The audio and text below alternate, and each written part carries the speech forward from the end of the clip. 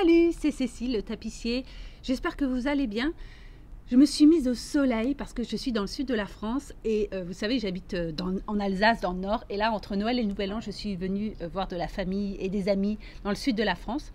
Et donc, je me suis mise au soleil parce qu'il n'y en a pas beaucoup en ce moment en Alsace. Je vous fais une petite vidéo rapide pour ce passage entre Noël et le Nouvel An. Parce que j'étais en train de préparer la dernière masterclass de l'année pour les membres de l'école Tori. Les membres de Tori, c'est l'école des tapissiers que j'ai formée et qui forme à peu près 25 personnes par an à la tapisserie de siège pour devenir professionnels. En grande majorité, c'est ça leur projet. Et ce soir, on fait la dernière masterclass de l'année. Et le sujet de cette masterclass, c'est Bienvenue 2022. L'objectif de cette masterclass, c'est de se mettre à réfléchir au projet pour l'année à venir en s'appuyant sur l'expérience de l'année qui vient de se passer. Alors, je fais moi-même cet exercice tous les ans. Depuis maintenant 3-4 ans, je fais ça tous les ans. Et je sais que ça m'aide à avoir une vision claire et une ligne directrice pour les projets qui viennent. Donc, je voulais juste vous remercier en fait pendant cette vidéo pour m'avoir aidé à porter les projets que j'ai mis en place pendant l'année et qui faisaient partie des objectifs que j'avais et des intentions que j'avais il y a un an et que j'avais posées sur le papier. Alors, par exemple, il y avait la création de 6 formations pour le programme Fauteuil d'antan. Donc ça, c'est des formations qui sont à distance, en ligne, en totale autonomie. Et les objectifs que j'avais étaient très ambitieux. Et j'avais l'intention d'en proposer 6. Et finalement, j'ai réussi d'en faire 5. Donc c'est déjà vachement bien. Je suis quand même très très contente. Et je tenais absolument à remercier toutes celles et ceux qui m'ont fait confiance et qui ont choisi de me suivre pour apprendre la tapisserie de siège avec cette méthode assez originale que j'ai mise en place et qui vous permet de faire ça à distance à votre rythme. Se fixer des objectifs chaque année, c'est vraiment un truc super important. En tout cas, c'est quelque chose qui est très important pour moi et qui m'aide tout le long de l'année à rester concentrée sur les actions importantes à faire pour ma vie perso, mais aussi pour ma vie professionnelle. Mettre à plat les intentions et des objectifs pour les mois à venir, c'est quelque chose de super important qui peut vraiment vous aider. Et je vous invite à y réfléchir. Alors hier, j'ai rencontré une dame là, qui buvait un café. Moi, je voulais fumer une clope et j'avais pas mon briquet. Donc je me suis arrêtée, je lui ai demandé si elle pouvait me prêter son briquet. Et là, elle commence à engager la conversation et elle me dit « Oh là là, j'en ai marre, tous ces gens qui me demandent quelles sont mes bonnes résolutions, et notamment si je vais arrêter de fumer. » Elle me sort. Et en fait, elle me dit « Mais moi, je trouve ça débile de donner des bonnes résolutions. » J'étais assez d'accord avec elle. En fait, se donner des bonnes résolutions, c'est pas forcément, à mon avis, la bonne méthode pour atteindre des rêves ou vraiment aller vraiment là où on veut aller. Une bonne résolution, c'est comme si, en fait, ce que vous faisiez jusqu'à présent était vraiment pas des bonnes résolutions, était vraiment plutôt négatif. Moi, je ne vois pas les choses comme ça. Je me dis que ce qu'il faut, c'est regarder ce que vous avez fait. Est-ce que ça correspondait avec ce que vous aviez envie d'avoir et d'obtenir? Mais je pense que ça ne sert à rien de se flageller et de se dire qu'on fait les choses mal et qu'on les fait de travers. Donc, partir du postulat qu'il y a des bonnes résolutions et des mauvaises résolutions, c'est, de mon point de vue, pas la solution et ce n'est pas la bonne méthode pour aborder. Parce que dans les actions que l'on fait, il y a des choses qui sont toujours des réussites et des choses qui ne sont pas des réussites. Et il peut y avoir plein de facteurs à ça. Cela dit, quand on fait un projet et quand on mène des projets comme je le fais au quotidien, il y a forcément des moments où il y en a qui échouent. Et c'est pour ça que, par exemple, j'en ai une des formations que je voulais faire, le fauteuil crapaud, je n'ai pas réussi à aller au bout. Donc, c'est reporté, je vais le faire au premier trimestre 2022. Mais en tout cas, je vais tenir ma promesse, je vais livrer et faire ce programme parce que j'ai super envie de le faire. Et qu'il y a quand même à peu près 250 personnes qui attendent ce programme et qui sont membres de Fauteuil d'antan. je vous dis tout ça parce que je pense que si vous avez des projets de rénovation de fauteuils, que vous avez envie de vous lancer dans les activités manuelles, et particulièrement la tapisserie de siège, puisque c'est de ça dont moi je parle spécifiquement, eh ben, je vous invite à essayer de réfléchir quelle serait pour vous la manière idéale pour réussir à aller vers le projet que vous avez. Comment est-ce que je vais présenter les choses aux membres ce soir pour qu'on réfléchisse à leur projet 2022?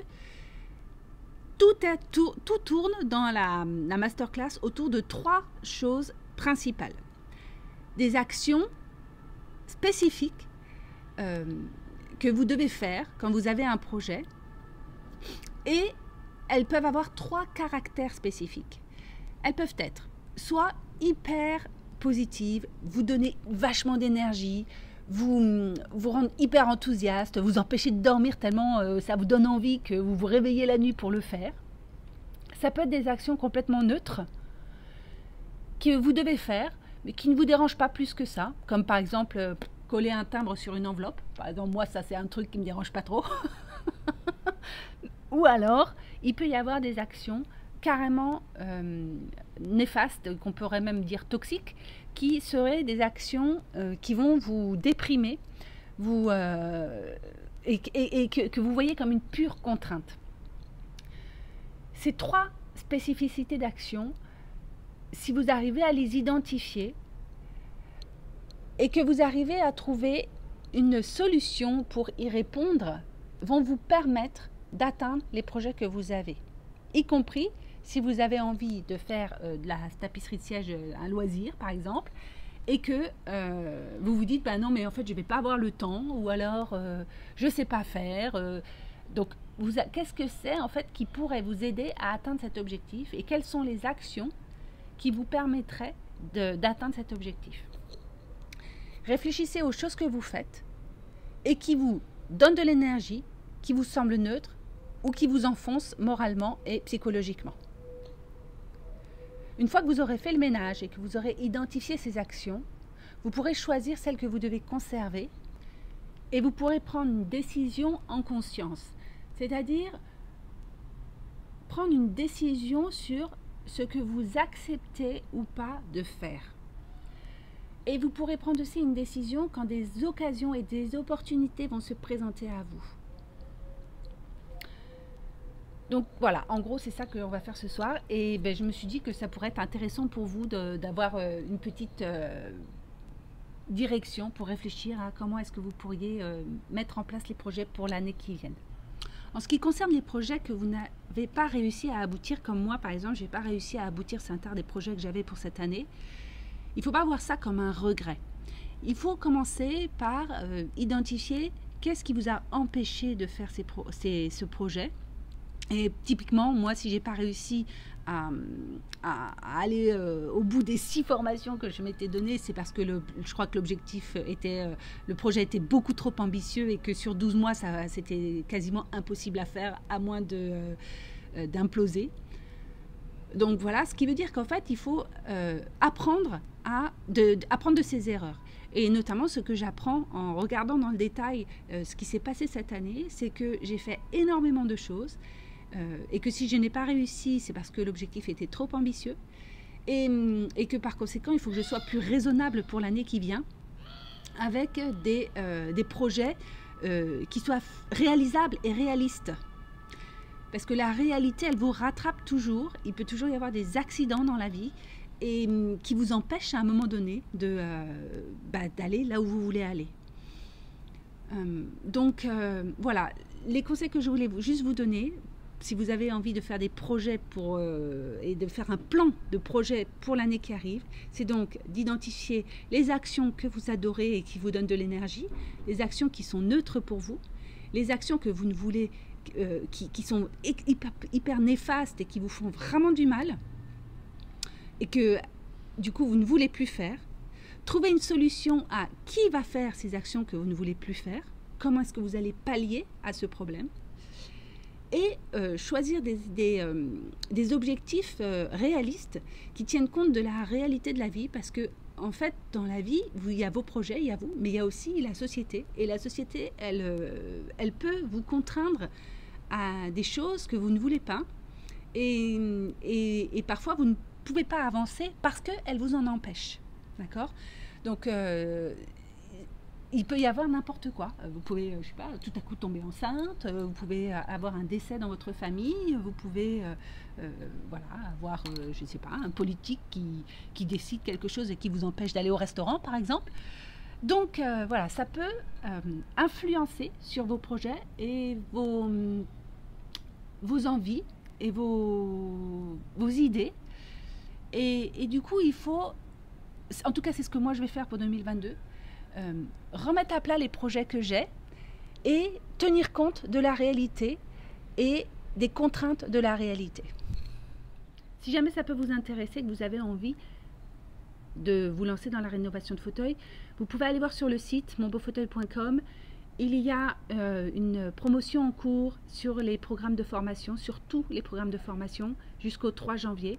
Il y a un code. Je vous laisse aller regarder d'un peu plus près. Et puis bah voilà, je vous souhaite une très belle fin d'année.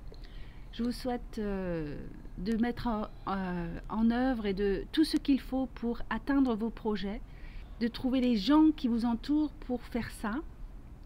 Je vous embrasse et je vous dis à très bientôt. Salut!